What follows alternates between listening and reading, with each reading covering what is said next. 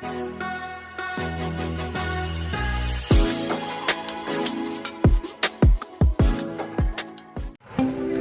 Friends, मैं आपका दोस्त and maths teacher Sanjay Pandey excellent tutorials YouTube channel में स्वागत करते हैं। आप लोगों का हाई स्कूल का एग्ज़ाम तो कंप्लीट हो चुका है ना। हो सकता है कि 2-4 दिन बाद आपका स्कूल में क्लास भी चलने लगे। रिजल्ट तो आपका मई के लास्ट में आएगा, है ना। तो अब थोड़ा 11th की भी पढ़ाई कर लें। तो हमने ये सोचा क्यों ना आपकी मैथमेटिक्स शुरू कर दी जाए। तो आपके जितने भी मित्र हैं उनसे आप बोल दीजिए कि Pandey's excellent tutorials YouTube channel subscribe कर लें। और हमने आज से जो फर्स्ट चैप्टर है वो शुरू करने का विचार बना लिया है, यानी सेट्स। आप लोग ध्यान लगा करके पढ़ना शुरू कर दें और चलिए देखते हैं आगे। और जो नया चैप्टर है आपका वो सेट है, और सेट को आप अपना माइंड सेट कर लें, बहुत ही अच्छे से हम उसको पढ़ाने वाले हैं। तो चलिए देखते हैं और शुरू करते हैं। तो देखिए सेट होता क्या है। इसकी डेफिनेशन है a well defined collection of distinct objects is called a set. मतलब ये है एक ही तरह के ऑब्जेक्ट का जो कलेक्शन होता है उसको हम सेट कहते हैं। क्लियर? जैसे आप यहां पर देखें A equal to in bracket 1, 3, 5, 7। ये कलेक्शन किस चीज का है? ऑड इंटीजर्स का। किसका है? ऑड पॉजिटिव इंटीजर्स का। ठीक है, एक ही तरह के हैं। इसमें ऐसा नहीं है कि कोई आपका इवन इसमें मिक्स हो जाए और फिर ऑड हो जाए, ऐसा कुछ नहीं है। इसमें क्या है? ऑड इंटीजर्स हैं, पॉजिटिव इंटीजर्स, उनका ये कलेक्शन है।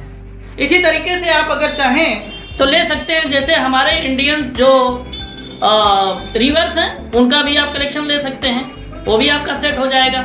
ठीक है, आप नेचुरल नंबर्स का कलेक्शन ले सकते हैं, वो भी आपका सेट हो जाएगा। ठीक है, आप इवन नंबर्स का कलेक्शन ले सकते हैं, वो भी आपका एक सेट होगा। मतलब एक ही टाइप के ऑब्जेक्ट होने चाहिए। क्लियर? तो ये आपका हुआ सेट। अब आप सोचते होंगे कि इस सेट को आखिर कभी ना कभी किसी न किसी ने तो डेवलप किया ही होगा। तो यस दोस्तों, बिल्कुल डेवलप किया है। डेवलप करने वाले हैं जॉर्ज कैंटोर। ठीक है ना।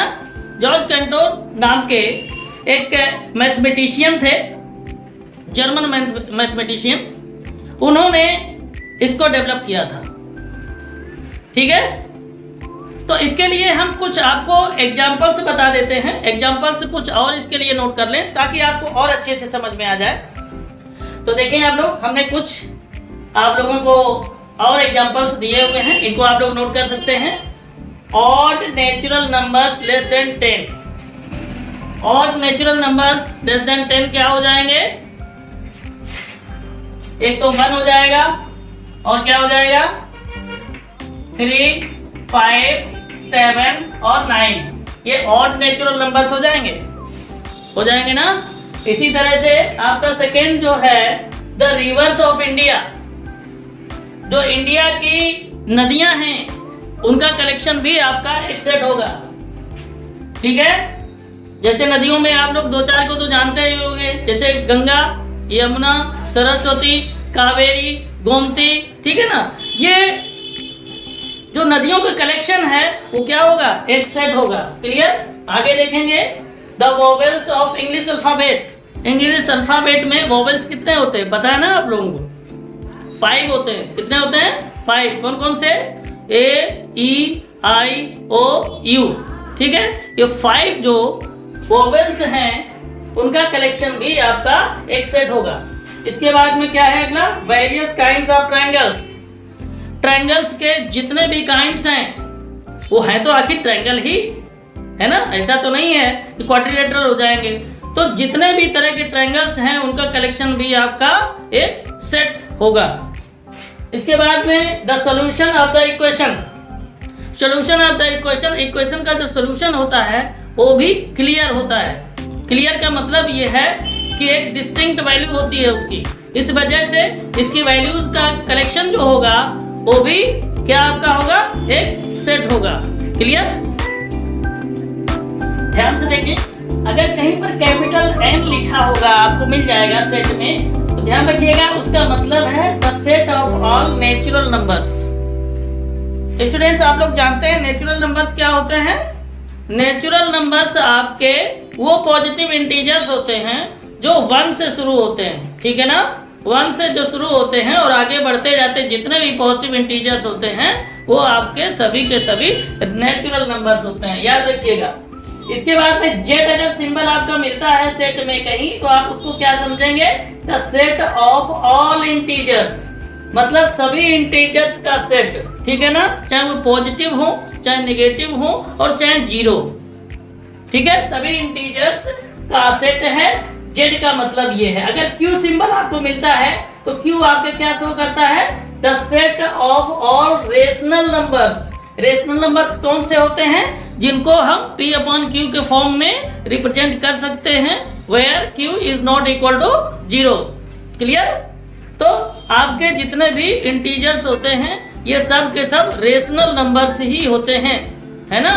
और इरेशनल नंबर कौन से होते हैं? जितने रूट वाले होते हैं वो सभी इरेशनल होते हैं, जैसे √2, √3, √5, √11। मतलब ये है जिनका हम परफेक्ट स्क्वायर जो नहीं होते हैं उनको हम क्या कहते हैं? इरेशनल। हालांकि आपका पाई भी इरेशनल ही है, लेकिन उसकी वैल्यू जो है 22/7 वो रेशनल है, आप याद रखिएगा। ठीक है, आगे बढ़ते हैं। यहाँ पर देखते हैं R का मतलब है the set of all real numbers. Real number क्या होते हैं स्टूडेंट्स? रियल नंबर आपके रेशनल नंबर और इरेशनल नंबर ये सब के सब रियल नंबर्स होते हैं, ठीक है? तो आप ये भी कह सकते हैं कि जितने भी आपके इंटीजर्स होते हैं पॉजिटिव, नेगेटिव, इंक्लूडिंग 0, ठीक है, और आपके जो इरेशनल नंबर्स हैं रूट वाले, ये सब के सब मिला करके क्या होते हैं? Real numbers. इसके बाद में Z प्लस सिंबल क्या बताता है? The set of all positive integers, ठीक है ना?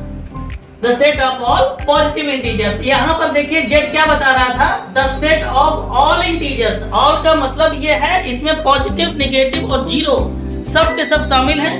लेकिन अगर ये Z प्लस है इसका मतलब है कि जो पॉजिटिव इंटीजर्स हैं उसका सेट। Q प्लस का मतलब क्या है? देखिए Q हमने क्या यहाँ बताया था? The set of all rational numbers, ठीक है? All rational numbers. All rational numbers में आपके पॉजिटिव नेगेटिव दोनों होंगे, लेकिन Q प्लस का मतलब ये है कि पॉजिटिव रेशनल नंबर्स का ये सेट है, ठीक है? R प्लस मींस क्या? यहाँ R हमने क्या शो किया था? The set of all real numbers, ठीक है? और R प्लस का मतलब आप जानते हैं पॉजिटिव इसमें ऐड हो जाएगा, the set of all positive real numbers. Positive real number जो है उनका सेट है, उसको हम R प्लस से शो करेंगे, ठीक है? तो ये कुछ सिंबल्स थे जिनको आप समझ लेंगे और इसको याद जरूर कर लीजिएगा, क्योंकि जब ये सिंबल यूज होंगे तो आपको प्रॉब्लम ना हो क्वेश्चन को सॉल्व करने में, ठीक है? तो चलिए आगे बढ़ते हैं। तो स्टूडेंट्स अभी जो हम कॉन्सेप्ट आपको बता रहे हैं वो कॉन्सेप्ट आपका पहली एक्सरसाइज के लिए जितना जरूरी है उतना आपको बता रहे हैं। पहली एक्सरसाइज को हम लोग सॉल्व करने के बाद सेकेंड एक्सरसाइज जब उसको सॉल्व करेंगे तो उससे पहले हम उसका कॉन्सेप्ट बताएंगे। थोड़ा थोड़ा आप सीखेंगे तो बड़ी आसानी से सीख जाएंगे। अगर हम पूरा कॉन्सेप्ट एक साथ बता देंगे तो आपको प्रॉब्लम होगी, ठीक है? तो आगे बढ़ते हैं। कुछ आपके सिंबल हैं, इनको जरा देख लीजिएगा। ये इसको वैसे कहते हैं कॉलन, क्या कहते हैं? कॉलन। लेकिन यहाँ पर इसको हम बोलते हैं सच दैट। क्या बोलते हैं? सच दैट, ठीक है? इसी तरह से एक सिंबल ये होता है, ठीक है? इसको बोलते हैं बिलोंग्स टू, ठीक है? क्या बोलते हैं? Belongs to. अगर हम इसको कट कर दें ऐसे तो इसको भी बोलने लगते हैं डज नॉट बिलोंग्स टू। क्या बोलते हैं? Does not belongs to. Clear? तो अभी फिलहाल आपके जो सिंबल्स हैं वो यही यूज हुए हैं पहली एक्सरसाइज में। आगे जैसे जैसे होता जाएगा हम आपको बताते जाएंगे। आगे बढ़ते हैं और देखते हैं कि सेट को रिप्रेजेंट करने के कितने मेथड होते हैं। ठीक है, हेडिंग डाल लेंगे methods of representing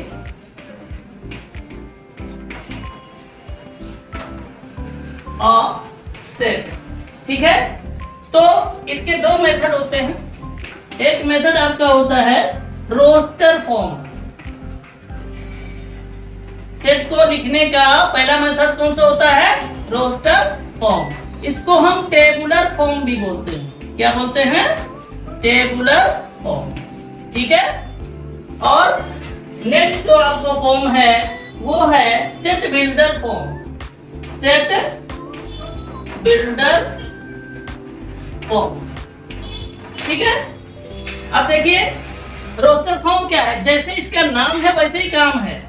roster form को टेबुलर फॉर्म भी कहते हैं, मतलब टेबल की तरीके से इसको रिप्रेजेंट करते हैं। जैसे अगर हम देखें, मान लीजिएगा एग्जांपल ले लेते हैं। यहाँ पर a इक्वल टू, ध्यान रखिएगा ये यहाँ पर जैसे a लिखा हुआ कभी भी स्मॉल में नहीं होगा। हाँ, ये है ABCD, कुछ भी आप यहाँ पर ले सकते हैं। इसको बोलते हैं नोटेशन।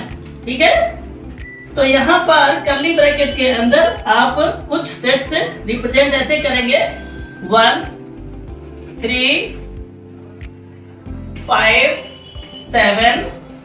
ठीक है ना, इस तरह से करेंगे। ये जो अंदर आपके होते हैं, याद रखिएगा, इनको एलिमेंट बोलते हैं। क्या बोलते हैं? एलिमेंट। ये आपके एलिमेंट्स हैं। सेट बिल्डर में किस तरीके से हम रिप्रेजेंट करते हैं? ठीक है, ऐसे भी कर सकते। यहाँ पर दूसरा भी एक ले सकते हैं। चलिए दो ले लेते हैं। मान लो आपका हो जाएगा AEIOU। ठीक है, ये आपका सेट किसका हो गया? वोवेल्स का। चलिए सेट बिल्डर फॉर्म में कैसे लिखते हैं?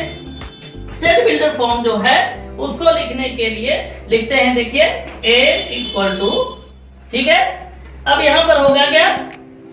कर्ली ब्रैकेट लगा देंगे और x सच दैट x, ठीक है ना, x such that x is a vowel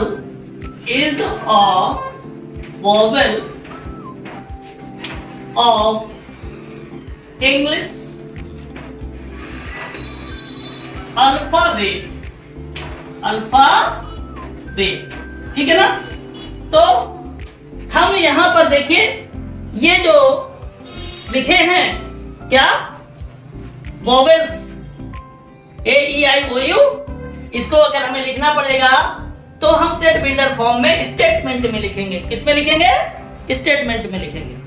ठीक है, तो इस तरह से ये आपका जो पहली एक्सरसाइज के लिए जितना भी आपका कॉन्सेप्ट था वो हमने बता दिया है। अब नेक्स्ट वीडियो में हम शुरू करेंगे सीधा एक्सरसाइज और उसको सॉल्व करेंगे।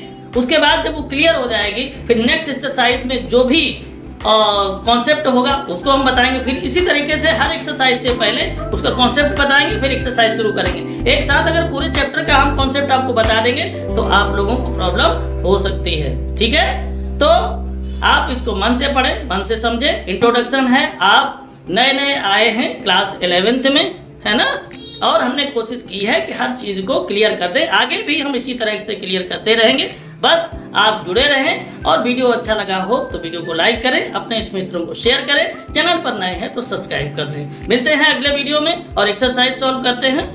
तब तक के लिए जय हिंद, जय भारत।